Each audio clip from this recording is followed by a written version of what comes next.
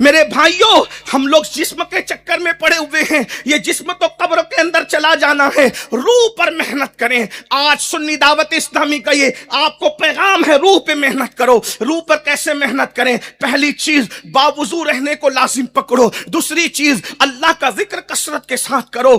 ذکر الہی روح کی غذا ہے، ذکر الہی روح کی غذا ہے۔ جتنا ذکر کثرت سے کرو گے روحانی طاقت بڑھے گی۔ اب میں ابھی روحانی طاقت کا ذکر کرتا ہوں آپ کے سامنے آگے۔ روحانی طاقت کیا ہے؟ آج ہم لوگ ہر فیلڈ میں جو ناکام ہے، اللہ اکبر، صرف زبانی زبانی زبانی، جسم جسم جسم، روحانیت کہاں ہے؟ ایک بات کہوں، جسم پہ محنت کرنے والا تقریر کرتا ہے تو گھنٹوں تقریر کر کے گلا پھاڑ کے بھی آواز بیٹھ جاتی ہے، کسی پر کوئی جو نہیں رہتی۔ لیکن جنہوں نے روح پہ محنت کی ہے، جب وہ تقریریں کرتے تھے تو لوگ اپنے دامن کو چاک کر لیا کرتے تھے، لوگ توبہ کر کے جایا کرتے تھے، لوگ اسلام کا کلمہ پڑھ لیتے تھے۔ حضور غوث الاعظم دستگیر کی محفلوں کو بھول گئے، غریب نواز کی محفلوں کو بھول گئے، سیدی احمد کبیر رفاعی کی محفلوں کو بھول گئے، مخدوم اشرف جہانگیر سمنانی کی محفل کو بھول گئے۔ میرے بھائی، آج ہم اپنے بیٹوں کو بھی ذکر الہی نہیں کروا رہے ہیں۔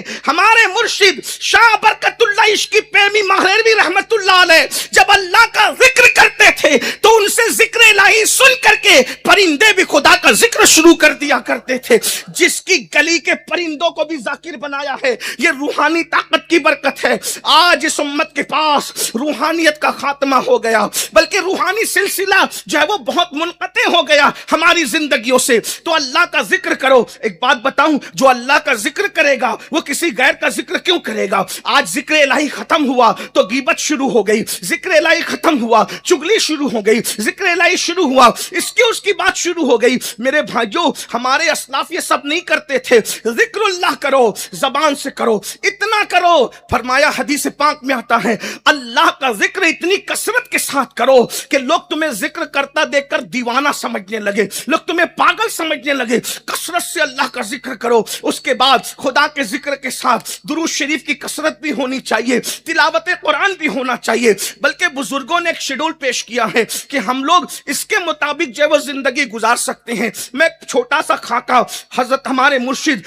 سرکار ابو الحسین احمد نوری رحمت اللہ تعالی علیہ، جنہوں نے سراج العوارف کے اندر پیش کیا ہے، روحانیت کو مضبوط کرنے کے لیے کچھ بتاتا ہوں۔ نمبر 1، ہمیشہ باوضو رہو۔ نمبر 2، نماز کی پابندی کرو، اس لیے کہ نماز کی پابندی کو چھوڑ کر کے آپ روحانیت میں کبھی مضبوط نہیں ہو سکتے۔ نماز فرض ہے، نماز اہم العبادات ہے، نماز افضل العبادات ہے۔ قرآن مقدس میں کم و بیش 700 مرتبہ اللہ نے نماز کا حکم عطا فرمایا ہے۔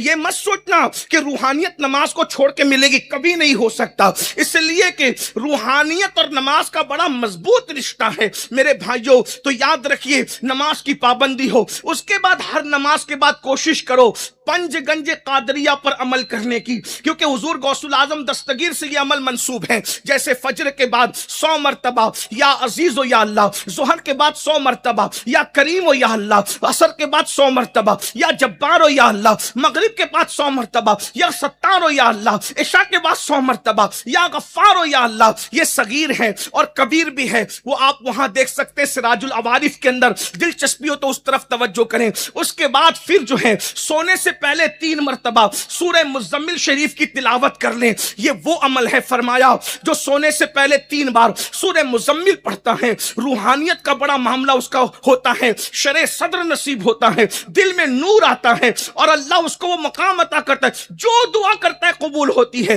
اسی پہ بس نہیں، بلکہ جو سوچنے لگتا ہے وہ بھی پورا ہونے لگتا ہے، بڑی برکت ہے اس کی۔ اور روزانہ 100 مرتبہ استغفار پڑھا جائے۔ استغفار کی 3 برکتیں اللہ کے رسول علیہ السلام نے بیان فرمائی ہے۔ روحانیت کو مضبوط کرنے میں کلمہ طیبہ، درود شریف اور استغفار یہ اکسیر کا درجہ رکھتے ہیں۔ اللہ کے رسول علیہ السلام فرماتے ہیں جو 100 بار روزانہ استغفار کرے گا، پہلی بات اللہ اس کی مغفرت کر دے گا، دوسری بات اللہ اس کے غموں کو دور کر کے اس کے کاموں کو بنا دے گا، تیسری بات اللہ کے رسول علیہ السلام فرماتے ہیں اللہ اکبر، اللہ اسے ایسی جگہ سے روزی عطا فرمائے گا جہاں اس کا گمان بھی نہیں جاتا۔ اس لیے استغفار کی کثرت ضروری ہے، لازمی ہے۔ کچھ روحانیت کے لیے بھی وقت نکال لو، آج ہم روحانیت سے کوسوں دور ہیں۔ میرے بھائیوں، میرے امیر القادری کا بیان اور ایمان لائیے. بہت پیارا بیان ہے.